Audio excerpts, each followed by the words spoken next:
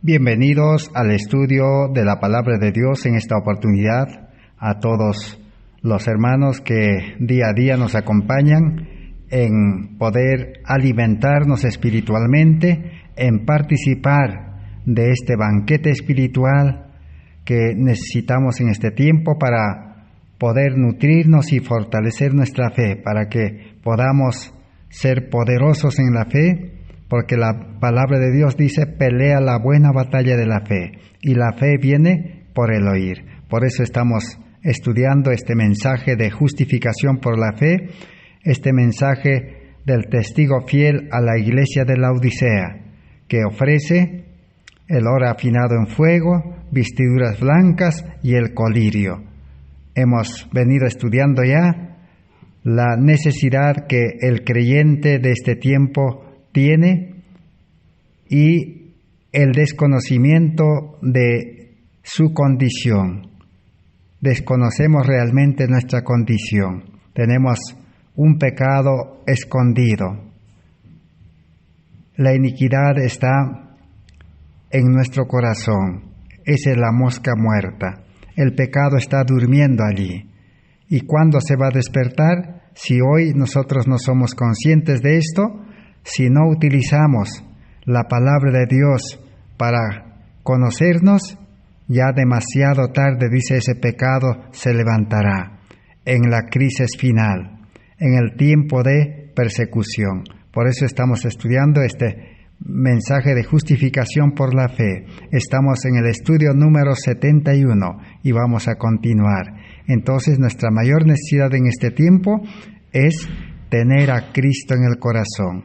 Pero para tener a Cristo en el corazón debemos renunciar a ese pecado escondido, la suficiencia propia, el orgullo, el egoísmo, la avaricia, las concupiscencias. En términos generales, el hombre natural, el hombre carnal del cual habla Pablo, la mente carnal debe morir. Y al morir prácticamente todas las cosas de este mundo ya no podremos manejar, administrar o vivir en las cosas de este mundo. Todo eso, dice, debe ser entregado a Cristo en compensación, un cambio. Por eso el testigo fiel dice, compra de mí. El pago que debemos hacer es insignificativo, lo que no vale, lo que nuestra vida no vale, todo lo que tenemos no vale. Eso debemos entregar a cambio, dice, para que Cristo pueda tomar posesión de nuestra vida, de nuestro corazón, y pueda concedernos un corazón lleno de amor. Lo que necesitamos en este tiempo es el amor. El amor es lo que puede enfrentar todas las cosas que van a venir sobre este mundo. Jesús vino con el amor que es propio de Él. Dios es amor, Cristo es amor, el Espíritu Santo es amor. Por eso San Juan 3:16 dice, de tal manera amó Dios al mundo que envió a su Hijo. Y Cristo vino con ese amor verdadero en su corazón. En Salmos 48 dice, en mi corazón, dice, he tenido la ley escrita para hacer tu voluntad. Por eso con ese amor enfrentó una vida sin pecado. El amor fue la base para no pecar. El amor fue la base para servir. Toda su vida pasó sirviendo a la humanidad. Y ese amor le hizo enfrentar la crisis de su vida. Enfrentó los momentos más difíciles de maltrato, de desprecio, de insulto, de castigo, aún de la muerte. Necesitamos ese amor para enfrentar el tiempo de angustia que se avecina a este mundo, los últimos días de la historia de este mundo. Esa es nuestra gran necesidad. Y el Señor, en su gran misericordia, envió este mensaje de justificación por la fe, que es el mismo mensaje a la iglesia de la Odisea. Hemos visto cómo Dios nos tiene que examinar. Cristo es el único que nos puede examinar en qué condición estamos y qué necesitamos. Por eso necesitamos urgente a Cristo. Pero por otro lado, también el apóstol Pablo en 2 Corintios 13:5 nos dice: examinaos a vosotros mismos para ver si estáis en la fe o no. Probaos a vosotros mismos. Si Cristo está, dice, en vosotros. Entonces necesitamos un autoexamen también por nuestro lado. Pero el examen completo nos hará Cristo a nosotros. Entonces nos haremos algunas preguntas y cada uno podemos responder. Si nosotros, dice, hubiéramos vivido en los días de Noé, habríamos hecho frente al ridículo de la multitud, habríamos seguido el camino solitario de aquellos pobres fanáticos, camino en la construcción del arca. Noé quedó solo con su familia. Solamente, dice, 8 personas enfrentaron el ridículo y los 8 construyeron el arca y invirtieron, dice, todas las posiciones que tenían y dedicaron toda su vida. Y el arca es lo que les salvó. Esa arca es Cristo, pero esa arca también nosotros somos. Nosotros necesitamos construir un arca. Es nuestra vida debe estar perfectamente construido. El constructor, el maestro es Cristo y nosotros necesitamos enfrentar. No necesitamos esperar que todo el mundo se convierta y todo el mundo venga a construir esa arca. Así como Noé, necesitamos enfrentar. Noé tuvo que hacer frente mientras construía el arca sobre la tierra seca en la que nunca había llovido. Hoy en día también nadie cree que el mundo va a empeorar, porque Satanás dice, como león rugiente, sabe que le queda poco tiempo y él está organizando al misterio de iniquidad, está organizando al sistema de la bestia y su imagen, está uniendo los poderes de la tierra que pronto quieren manejar a toda la humanidad.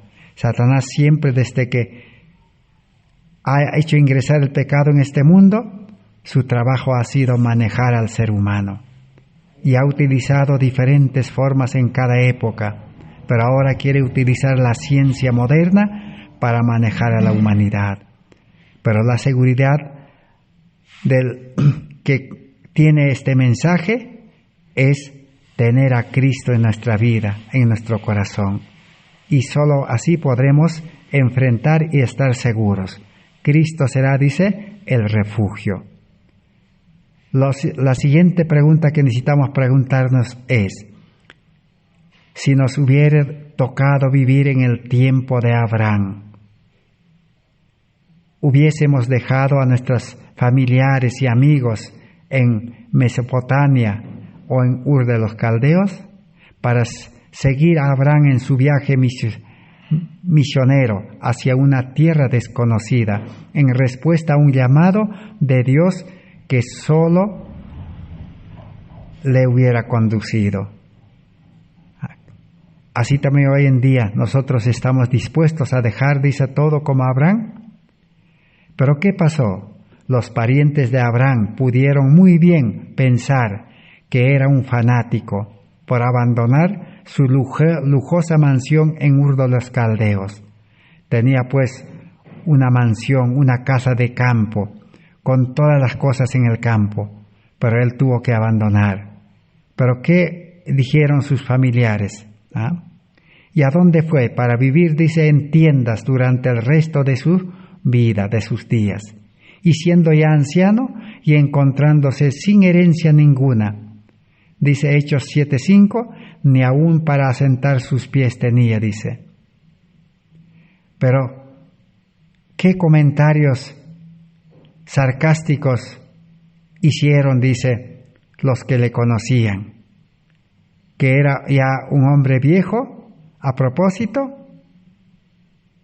y aparentemente en las cosas de este mundo fracasado. Esa era la situación de Abraham. Y nosotros, si nos ponemos en esa condición, ¿qué haríamos? También podemos preguntarnos, si nosotros estuviéramos en Egipto y tuviéramos la condición de Moisés, una persona preparado en las cosas de este mundo, educado en las artes militares, en la administración, hasta tener la posibilidad de manejar una nación, una preparación única en las ciencias de este mundo. Pero, ¿qué pasó con Moisés? Si nuestra familia dice real, una familia de clase alta, dice, escuchara y nos viera a nosotros así como Moisés, ¿qué comentaría de nosotros? Comentaría que nos falta la inteligencia. Y la ambición de Moisés al renunciar a todo lo que el mundo le ofrecía para juntarse con un grupo de esclavos. Esa es la situación que nos espera, escoger, juntarnos con unos pocos, algunos contados creyentes en Cristo Jesús que han dejado todo. Algunos han dejado su lugar donde vivían. Otros han invertido todo en construir el Evangelio, en llevar el Evangelio como Noé. Otros ahora tienen que dejar su comodidad, lo que la vida les ofrece en este mundo. Ahora, si hubiésemos vivido en los tiempos de Elías, cuando debió tenerse en pie en el monte Carmelo ante el airado rey de Israel con 450 dirigentes de la religión popular de sus días, ¿te habrías separado de la multitud para ponerte del lado de Elías cuando absolutamente nadie más lo hizo caso? El mundo religioso se va a unir, pero se va a unir con el sistema, se va a unir con los poderes de este mundo. Y vamos a quedar solos, dice. Y solos tendremos que huir también cuando llegue el momento. El Espíritu de Dios nos llevará. Esa es la situación que nos espera en este tiempo actual. Si hubiésemos vivido en los días de Jerusalén, en los días del profeta Jeremías, cuando Joacín y los príncipes con los sacerdotes y todo el pueblo decidieron matar al profeta por haber traicionado a la nación, ¿habrías tenido el valor de salir en defensa del indefendible ante todos ellos, tal como se registra en Jeremías capítulo 26? ¿Qué hubiéramos hecho? Ese mismo tiempo estamos ingresando. Necesitamos estudiar la historia de estos hombres, cómo enfrentaron los momentos más difíciles. En Jeremías 38 nos habla, cuando el rey Ezequías encerró al profeta Jeremías en una mazmorra, hundiéndolo en un pozo de barro. ¿Arriesgarías tu vida como lo hizo Ebed-Melech para rescatarlo de allí? Esa es la pregunta que necesitamos hacernos. O en todo caso, si hubiéramos estado junto a la multitud en Babilonia, en aquella llanura de Dura, ante la imagen de oro de Nabucodonosor, cuando la orquesta comenzó a tocar el himno nacional de Babilonia, ¿te habrías inclinado también para evitar encorvarte o encontrarte en el horno de fuego junto a Mesach, Shadrach y Abednego? También esa imagen hoy en día se está levantando, la imagen a la bestia y a su imagen. Y ahora nosotros podremos obedecer esas leyes, nos dejaremos esclavizar y nos haremos confinar en el lugar donde estamos. Nosotros necesitamos enfrentar, pero necesitamos a Cristo. Mesach, Sadrach y Abednego fueron arrojados a un horno 7 veces calentado. Pero cuando el rey fue a mirar con sus funcionarios, no eran 3, eran 4. Por eso la seguridad está en tener a Cristo en el corazón. Pero mientras tengamos ese pecado desconocido, ese corazón egoísta que le gusta las cosas de este mundo y ama las cosas de esta vida y no quiere dejar, entonces no tendremos a Cristo. El fuego 7 veces calentado del horno nos quemará.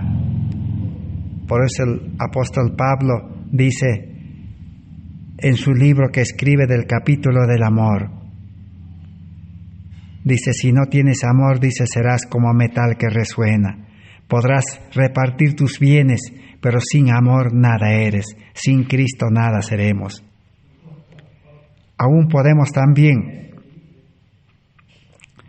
si nos hubiésemos encontrado allí en los tiempos de Jesús, aquel viernes de mañana, cuando Pilato, reunido con las multitudes, clamaban, crucifícale, ¿qué habríamos dicho nosotros? Hubiéramos también dado nuestro voto con nuestro silencio, aprobando la crucifixión del Señor Jesús y aceptando a Barrabás y a César. Hoy en día también, ¿de qué lado estaremos? ¿Del lado del mundo, de los poderes de este mundo, de los sistemas de este mundo, del trabajo, de la economía de este mundo, de la comodidad de este mundo? ¿O aceptaremos a Jesús que dijo, no tengo dónde recostar mi cabeza en este mundo, hace 2000 años atrás? Dijo, las aves tienen nidos, las fieras, las bestias tienen cuevas, pero el Hijo del Hombre no tiene nada. Eso es lo que le dijo a Judas. Nosotros necesitamos también aprender esas lecciones.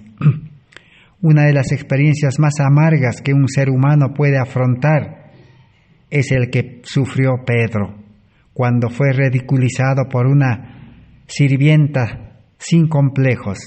¿Qué le dijo? Hablas como uno de sus discípulos de ese Jesús. Entonces, la risa y la carcajada enfrentó Pedro y no pudo resistir. Sufrir todo eso en la niñez y en la adolescencia resulta particularmente duro, pero puedes resistirlo si sabes que Dios está contigo.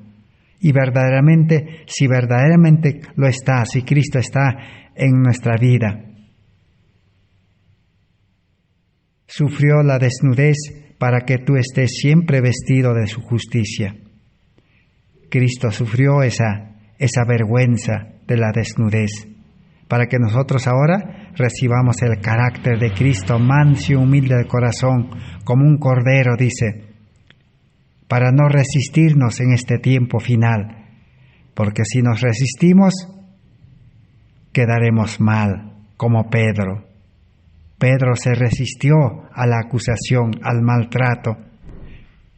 No era un cordero, era un lobo que reaccionó. Jesús recorrió la senda tenebrosa sintiéndose abandonado de su Padre, para que tú y yo no estemos abandonados en este tiempo. Oídme, dije de la palabra de Dios, los que conocéis justicia, pueblo en cuyo corazón está mi ley. No temáis afrenta del hombre, ni desmayéis en sus reproches. Eso es lo que el profeta escribió, profeta Isaías. No tengan miedo, dice, los que conocen la justicia, los que tienen la ley escrita en el corazón.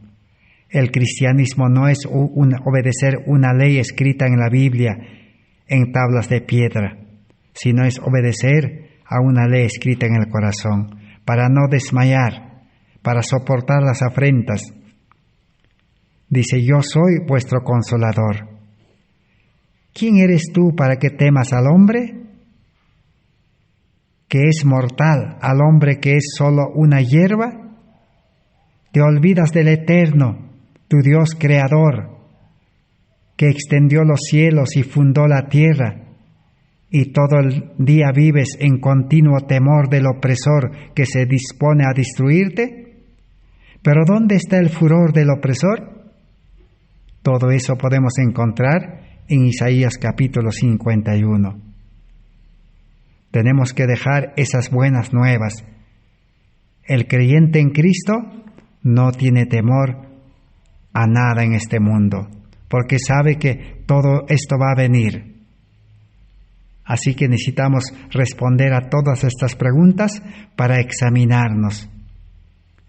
Y necesitamos las buenas nuevas para cada una de estas preguntas, que está registrado en Primera de Juan 1, 9 y 10. ¿Qué dice allí en Primera de Juan 1, 9 y 10?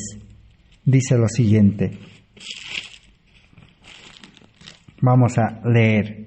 Si confesamos nuestros pecados, Él es fiel y justo para perdonar nuestros pecados y limpiarnos de toda maldad. Si decimos que no tenemos pecado, le hacemos mentiroso a Cristo y su palabra no está en nosotros. Así que Cristo está dispuesto a perdonarnos y limpiarnos. Pero tenemos que estar dispuestos a abandonar toda nuestra vida de egoísmo y todas las cosas de este mundo. Ahora sí, Cristo va a entrar al corazón y va a limpiar todo eso. Limpiar esa iniquidad de egoísmo, ese amor propio, esa confianza propia y toda nuestra vida religiosa del pasado y toda nuestra vida en este mundo del pasado, todo Cristo quiere limpiar. Pero no solo es decir, entra a mi corazón, sino tenemos que estar dispuestos a ser limpiados. Una vez limpiado, el amor de Dios, dice, nos impulsará. El amor de Dios nos constreñirá. Hay una advertencia para nosotros. Del testigo fiel está esperando. Así como el mensaje llegó cuando Jesús iba a nacer en este mundo, iba a venir a su pueblo en este mundo, ¿qué sucedió? Cuando Jesús nació en Belén, pocos están preocupados por la venida o la demora de la lluvia tardía, pero hubo unos pocos, como el anciano Simón en Jerusalén, que le había revelado el Espíritu Santo que no moriría sin ver antes a Cristo el Mesías, en Lucas 2:26. Y la anciana viuda profetisa Ana, que confesaba al Señor, que estaban mucho más preocupados por la redención que por las riquezas y el placer mundanos. En Lucas 2:37-38. Estos dos reconocieron en aquel bebé que tenían en sus brazos de María, al tal preciado Salvador que iba a salvar al mundo de sus pecados. Hoy en día entonces nosotros, ¿cómo estamos? ¿Estamos más afanados por nosotros mismos, por las cosas de este mundo? ¿O estamos ahora afanados en tener ese tesoro preciado, ese niño, ese Jesús en nuestro corazón? Ese es el oro afinado en fuego. Si nosotros también quisiéramos aprender la lección del pueblo de Israel en el desierto, cuando las serpientes venenosas se levantaron en el desierto, hoy en día también esa serpiente antigua se está levantando en este mundo. Este mundo parece un desierto porque no hay ninguna solución en ninguna parte del mundo. Y esas serpientes antiguas se están confabulando. ¿Y cómo nosotros podemos ser liberados de la mordida de esa serpiente? La serpiente nos está mordiendo ya. Pero ¿qué dice la palabra de Dios? Jesús, el Salvador en el desierto, ¿qué hizo? Cuando permitió que fueran atacados por serpientes venenosas para instruirlos en el Evangelio. ¿Por qué Dios permite que el sistema, la élite o el nuevo orden mundial o los gobiernos se están levantando, que representan a la serpiente?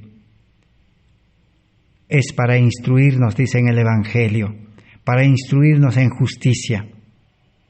Todo cuanto tenían que hacer, dice los israelitas, para ser salvos, era mirar al Salvador, simbolizado por la representación de la propia serpiente venenosa, elevada sobre un mástil.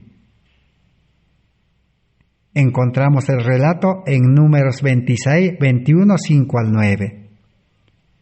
Y el pueblo de Israel no entendió, y murieron todos los que no miraron a aquella serpiente de bronce. Representaba a Cristo, porque Cristo cargó todo el pecado del mundo, todos nuestros pecados. Se volvió culpable, así como la serpiente antigua es el culpable de todo este problema de este mundo. Así Cristo cargó, dice, por eso fue representado con una serpiente. Jesús explicó a Nicodemo que esa serpiente lo representaba a él mismo en San Juan 3:14. A Cristo, que no tenía pecado, Dios lo hizo pecado por nosotros, para que nosotros seamos hechos justicia de Dios en él, para que tengamos esa justicia, el carácter de Cristo.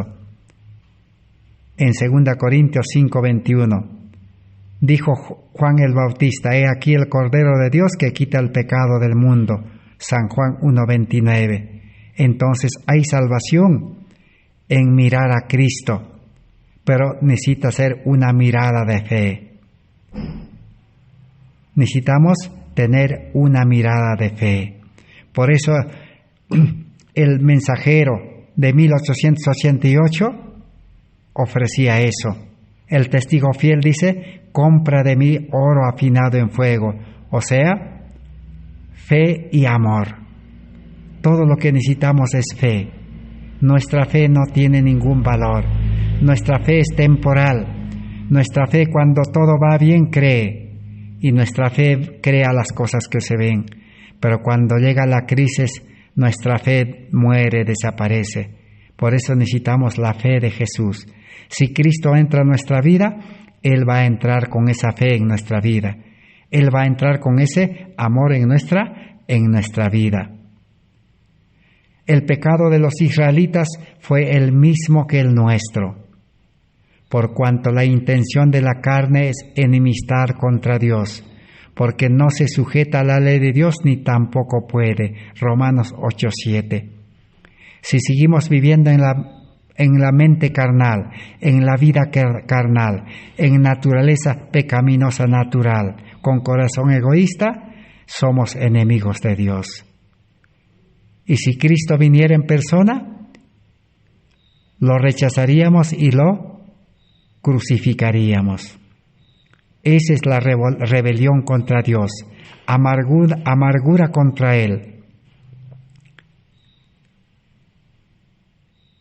En 1 Juan 1:9 hemos leído: si nosotros reconocemos, dice, nuestra condición, esa enemistad que tenemos, que somos pecadores, Él está dispuesto, dice, a perdonarnos.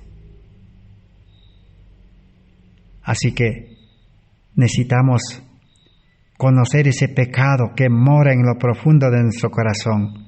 Nuestro corazón, dice, es engañoso más que todas las cosas y perverso. ¿Quién lo conocerá? Jeremías 17:9 hemos leído ya.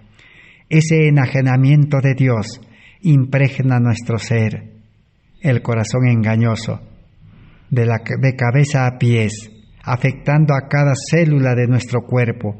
Es la naturaleza misma con la que nacimos, eso que llevamos en nuestra carne. Ese es el pecado desconocido. No conocemos, ignoramos nuestra verdadera condición. Pero Jesús a Nicodemo le mostró eso. Como Moisés, dice, levantó la serpiente en el desierto, Así es necesario que el Hijo del Hombre sea levantado, para que todo aquel que en él creyere no se pierda, mas tenga vida eterna. San Juan 3:14. Necesitamos mirar con una mirada de fe, aceptar por fe a Cristo como nuestro Salvador personal, como que Cristo es solo para nosotros. Y necesitamos levantar a ese Cristo al mundo. Levantar a Cristo al mundo es llevar ese mensaje de Cristo a todo el mundo que está pereciendo. No sabe cómo escapar de esas serpientes venenosas que se han confabulado. Pero la sorpresa viene antes. Viene cuando captamos la idea de que Jesús se está comparando con esa serpiente a quien habían de mirar los israelitas, a fin de ser sanos de la ponzoñosa mordedura. ¿Por qué esa comparación aparentemente contradictoria? Como hemos dicho, Pablo nos dice que al que no tenía pecado, Dios lo hizo pecado por nosotros, para que nosotros seamos hechos justicia de Dios en él. 2 Corintios 5:21. Se hizo pecado, dice, por nosotros. Él llevó nuestros pecados. Por eso se compara con la serpiente, que es el causante, la raíz del pecado de este mundo. Pero la verdad que se proclama a todo el mundo entero es que se trata primariamente de un pleito con el que Dios mismo se expone a juicio. Cristo mismo se somete a prueba. Cristo mismo se sienta en ese banquillo de los acusados. Vino a morir en lugar nuestro, a ser juzgado en lugar nuestro.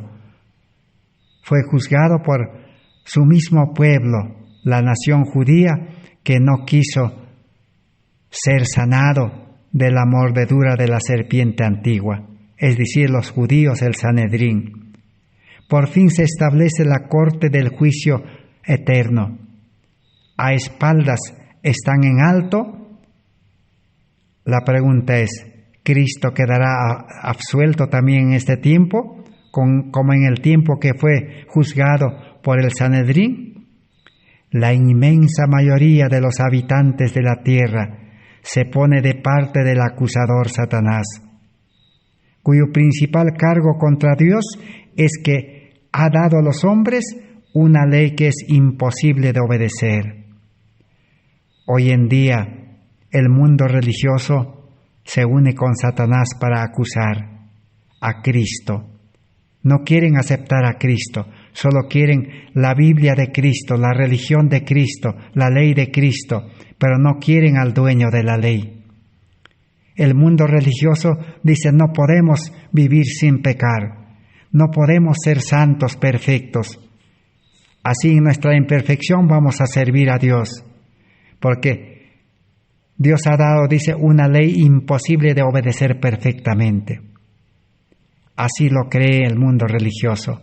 Esa acusación ha sido difundida por innumerables ministros del Evangelio.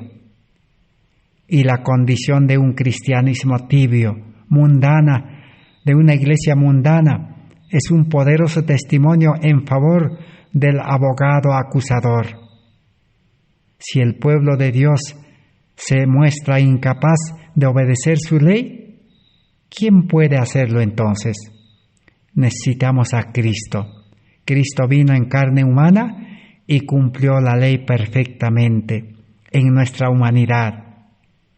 Entonces la verdad se presenta con claridad, que habrá una última generación de personas que rechazarán la acusación de Satanás y demostrarán en sus vidas que tal acusación es falsa, que el creyente en Cristo, nacido a vida nueva, un hombre espiritual, puede vivir una vida perfecta, una vida sin pecar en este mundo, una vida sin obedecer al hombre, sin obedecer al sistema, sin obedecer al nuevo orden mundial, que son las serpientes que aparecieron en el desierto al pueblo de Israel. Dios permite eso para que nosotros despertemos y podamos aferrarnos con esa fe total a Cristo.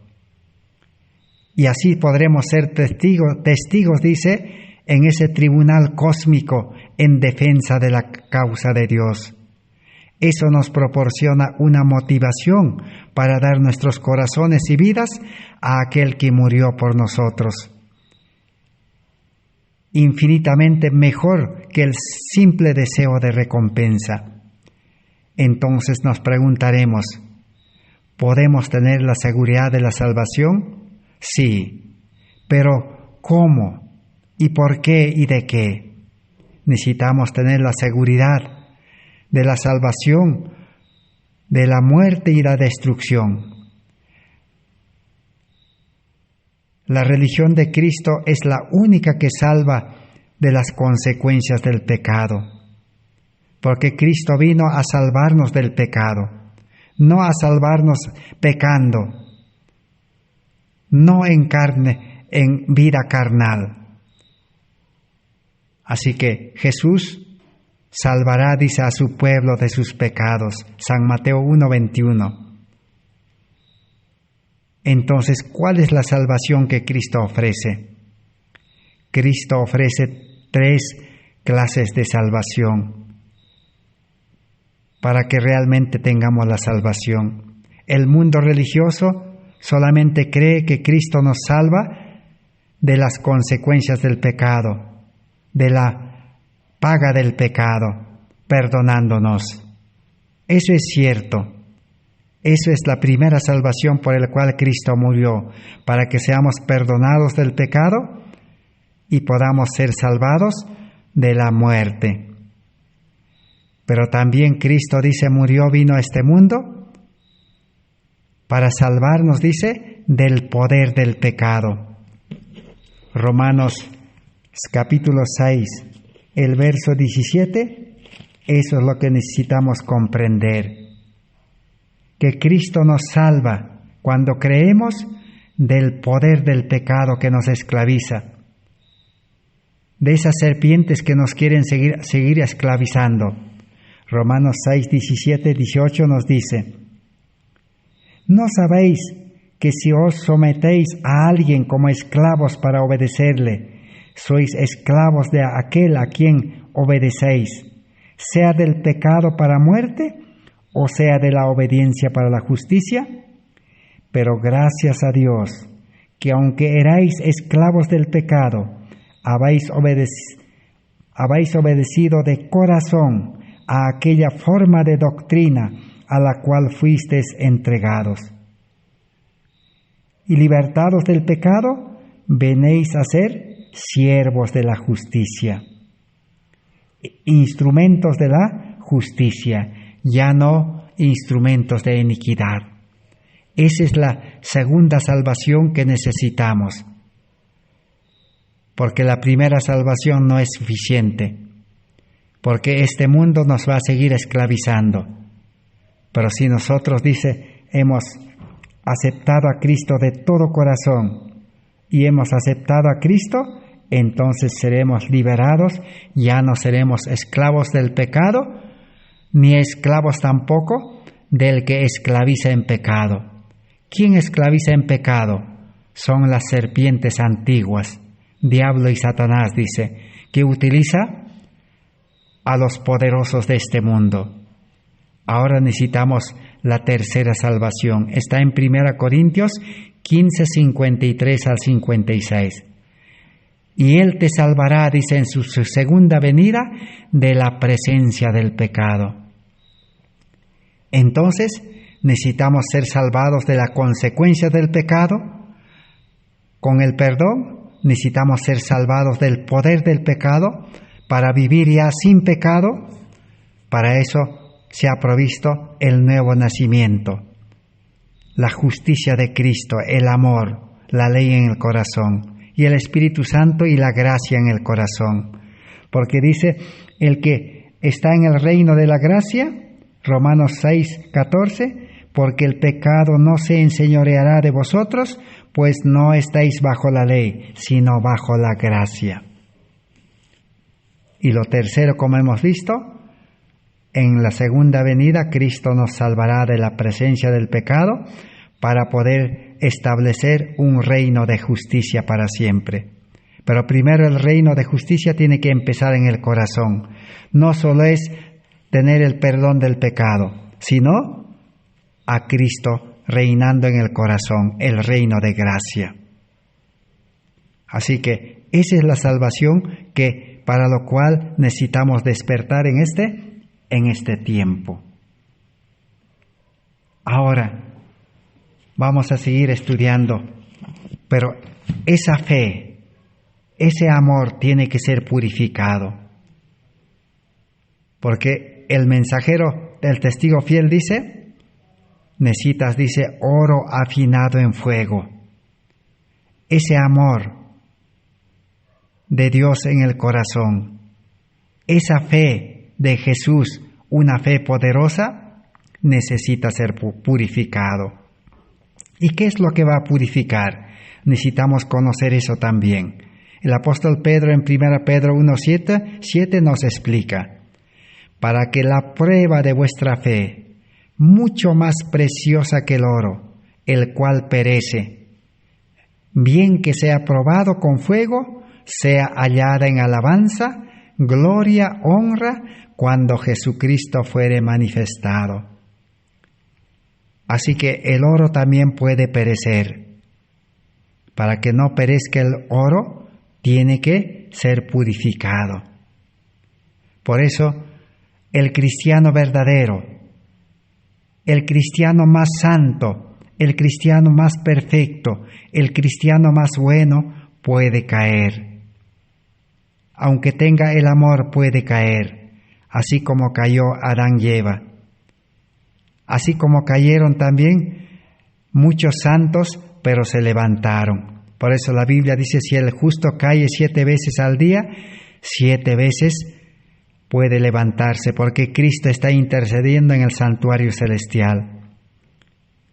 Y el Espíritu Santo está buscándonos si es que nosotros no lo rechazamos cuando caemos en pecado. Pero nosotros necesitamos ser probados en la crisis. Palabras de vida del Gran Maestro, página 123, dice, el oro afinado en el fuego es la fe que obra por el amor. Para que la fe y el amor sean purificados, tienen que entrar en acción. Porque el amor, dice, constriñe. El amor es vida. El amor es un poder que nos impulsa. El amor lleva a la acción. Pero cuando seamos llevados a la acción, enfrentaremos a esas serpientes venenosas. Solo esto, dice, puede ponernos en armonía con Dios. Podemos ser activos, podemos hacer mucha obra, pero sin amor, un amor tal como el que moraba en el corazón de Jesús, nunca podremos ser contados en la familia del cielo, ni podremos ser vencedores. Joya de los Testimonios, tomo 1, página 479, nos dice, el oro probado en el fuego que se recomienda aquí es la fe y el amor. Enriquece el corazón porque se lo ha refinado hasta su máxima pureza, y cuanto más se lo prueba, tanto más resplandece. Así que una vez aceptado a Cristo, necesitamos enfrentar la purificación. Durante décadas hemos estado hablando de fe y amor. ¿No los tenemos todavía? ¿Qué significa entonces tener esa fe y amor y ser purificados? No comprendemos realmente lo que es amor y por lo tanto no podemos tener fe verdadera. Para comprender ese amor estamos estudiando. Esa es la justicia de Cristo. Una vez que comprendamos, podremos ejercer fe, podremos confiar. ¿Es posible que el ángel de la iglesia esté destituido de un amor tal como el que moraba en el corazón de Cristo? El problema es, dice el ángel de la iglesia, son las estrellas, el ministerio, los maestros, dice, si están destituidos del amor de Cristo, entonces Por eso estamos todavía aquí. Pero Primeros Escritos, páginas 55 y 56, nos responde. Ahí está la respuesta. ¿Cómo es ese amor verdadero? ¿De dónde viene? Hay dos clases de personas que reciben ese amor. Puede ser un amor verdadero o si no el amor egoísta. Vamos a leer.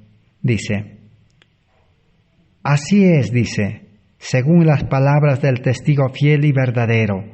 Es cierto que cuesta creerlo, pero veamos más acerca de este asunto. Hay dos nociones opuestas del amor. Hay dos enseñanzas del amor opuestas. Hay dos corrientes de ese amor que no pueden realmente unirse. ¿Y cuál es eso? Vamos a leer. Dice así, en Primeros Escritos, página 55 y 50 y 56. Dice así, en Primeros Escritos, página 55 y 56. Dice así, vi un grupo, dice, de creyentes que estaban orando, dice, pidiendo al Señor ese amor verdadero. Y el Espíritu de Dios, dice, sopló ese amor. En ese amor había, dice, poder, había luz, y había, dice, mucho amor, gozo, paz y alegría. El amor de Cristo trae gozo, paz y alegría. En medio de las tormentas, en medio de todos los problemas de este mundo, nos podrá dar paz y amor. Cristo será nuestro refugio. Pero había otro grupo de creyentes, dice, una gran mayoría, también ellos pedían, dice, pedían ese amor, ese poder, pero no tenían fe verdadera. Y como no tenían fe verdadera, porque no habían comprendido el mensaje de la justicia por la fe, no habían comprendido el amor verdadero, ellos confiaban en el amor propio, en el amor humano, en el amor de este mundo.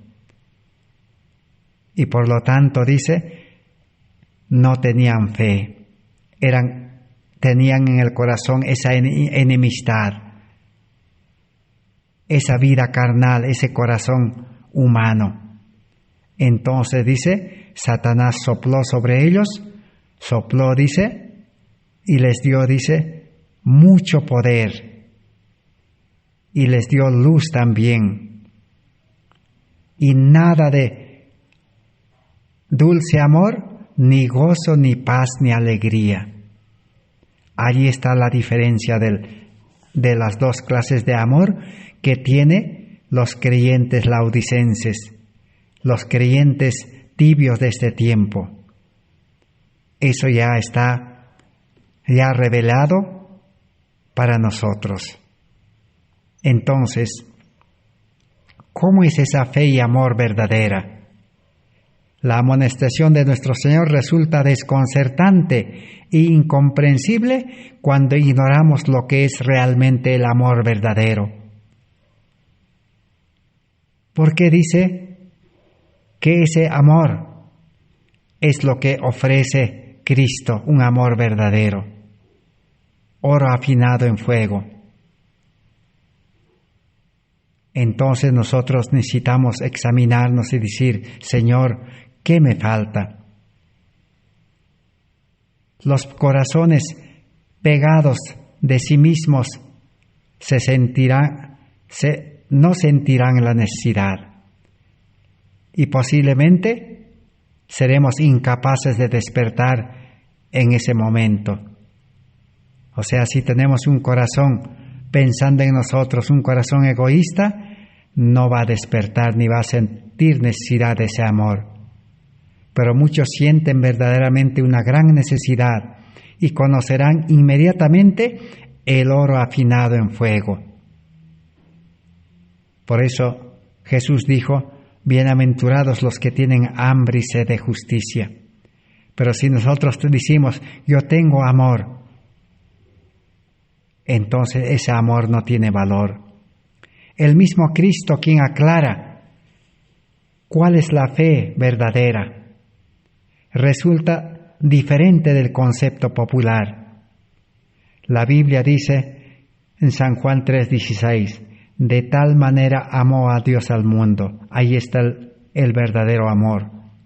Es que necesitamos estudiar, que ha dado a su Hijo unigénito para que todo aquel que en Él cree. Así que entonces, el amor de Dios entregó a Cristo por amor, y Cristo vino por amor. Observemos primero entonces, lo primero es el amor de Dios. Y hasta que ese amor se revela, no puede existir el creer, no puede haber fe. Tenemos que estudiar esa vida de amor de Cristo. Cuando hayamos estudiado los 4 evangelios, todo el Nuevo Testamento, cuando estudiemos el santuario, que está el amor de Dios también allí, porque Dios, su Espíritu Santo, su presencia moraba allí. O necesitamos estudiar deseado todas las gentes. Ahora sí podremos tener esa fe. Y ahora, segundo, como resultado de ese amor, que es su dádiva para el pecador, se hace posible creer. Creer, tener esa fe, son la misma expresión. Creer o tener fe es lo mismo. Así la fe es una experiencia del corazón. Obra en el corazón. Dice, es imposible que exista antes de que el amor de Dios sea verdaderamente comprendido y apreciado y aceptado. Necesitamos ese amor de Cristo que nos lleve a consagrarnos toda nuestra vida al servicio y al sacrificio de la cruz. Y el yo ha de morir. Entonces, al estudiar la vida de Cristo, nacerá ese deseo de tener ese amor, deseo de tener a ese Cristo en nuestra vida. Así como los discípulos andaron con Cristo, vivieron con Cristo y no les faltó nada. Pero cuando ellos se confiaron en sí mismos, en el yo, fracasaron. Así que necesitamos prestar una atención especial a esa fe verdadera, que no viene motivado por un miedo a perderse ni al castigo, ni a la expectativa de la recompensa de la vida eterna. Es decir, si nosotros queremos ser religiosos, cristianos, solamente motivados por ser librados del castigo que viene o por la recompensa de la vida eterna, entonces no es fe verdadera. La Biblia dice, porque de tal manera amó Dios. Las dos formas o los dos pasos que necesitamos entender del amor, que Cristo dice ha dado a su Hijo unigénito, para que todo aquel que en Él cree, el creer es un resultado directo del amor. Y fue Cristo mismo quien pronunció las palabras de San Juan 3:16. Así entonces viene la definición de la fe en la Biblia. La fe es una respuesta del corazón o una apreciación del corazón del amor de Dios revelado en la cruz. El salvarse de perecer o la recompensa de la vida eterna son totalmente productos, resultados de la fe genuina, de la fe verdadera. Las motivaciones del temor al infierno o la esperanza de la recompensa no son aceptos ni válidos de una fe en sí misma. Nicodemo oyó de los labios de Jesús las palabras contenidas en San Juan 3:16. Pudo comprenderlas hasta que vio a Jesús levantado en la cruz, dando su vida por amor a la humanidad. Y así, por fe, aceptó a Jesús recién. Entonces necesitamos comprender la vida de amor de Cristo. Y como hemos dicho, veremos que por amor Cristo cumplió la ley y no pecó. Y por amor prestó su servicio a la humanidad, dejó todo, dejó a sus padres, dejó la carpintería y se entregó a un servicio de amor a la humanidad de ese entonces. El amor así nos constreñirá y nos llevará a servir a la humanidad. Para el amor, dice, las leyes del mundo no tendrán poder. Ese es el evangelio de las buenas nuevas en el amor de Cristo. Así que con el amor de Dios en el corazón y la fe en Cristo, los apóstoles entonces trastornaron y alborotaron todo el mundo antiguo, lo cual dice Hechos 17:6. Entonces, no comprendemos a Pablo ni tampoco a Elena White hasta que conozcamos que la fe que trae justicia es algo inconmensurablemente mayor que la idea egocéntrica que habíamos podido suponer previamente que era la fe. La fe genuina siempre obra por amor. Eso es lo que dice en Comentario Bíblico, tomo 6, 1111. Ahora vamos a leer en Patriarcas y Profetas 560 y 561. ¿Qué nos dice allí? Nos habla de Josué el sacerdote. Josué deseaba lograr que sirvieran a Dios, no a la fuerza, sino voluntariamente. El amor a Dios es el fundamento mismo de la religión. De nada valdría dedicarse a su servicio meramente con la esperanza de la recompensa o por miedo al castigo. Una franca apostasía no ofendería más a Dios que la hipocresía y un culto de mero formalismo. Así que la verdadera religión se basa en el amor de Cristo, no en el amor humano. El amor humano, pues, es interesado.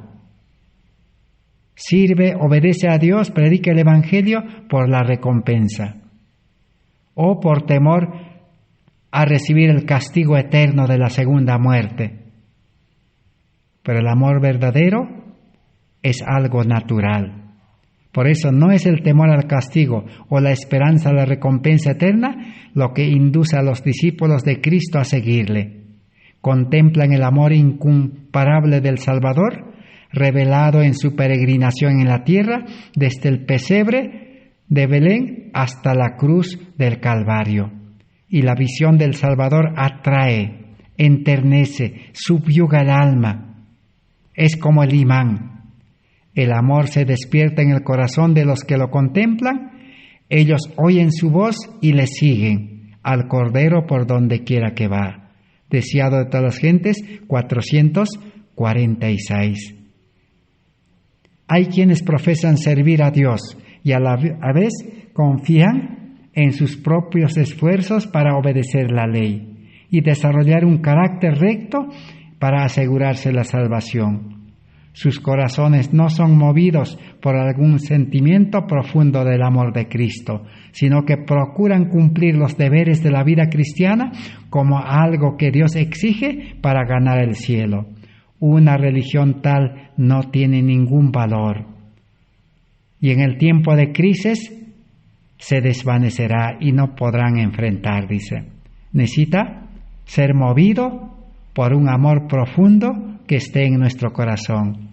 Camino a Cristo, página 44 y 45. Ese es el amor que necesitamos. Dice, contemplaremos el sacrificio asombroso que fue hecho para nuestro beneficio. Procuraremos apreciar el trabajo y la energía que el cielo consagrara a rescatar al perdido y hacerlo volver a la casa de su Padre. Jamás podrán haberse puesto en acción motivos más fuertes y energías más poderosas. Entremos en perfecta relación con Cristo, que nos amó con amor asombroso. Camino a Cristo 21 y 22. El amor de Dios en el corazón es el lazo que nos une con Cristo y la humanidad. Necesitamos unirnos a Cristo. Al unirse a Cristo, tenemos que desunirnos o separarnos del egoísmo, del yo y del mundo, para estar siempre separados de los poderes de este mundo también. Esas son las buenas nuevas de la justificación por la fe. Que Dios pueda bendecir su palabra por este estudio de esta hora, y mañana continuaremos cómo es que ese amor egoísta y el amor verdadero se diferencian. Que el Señor les bendiga. Gracias por vuestra comprensión y atención. Amén.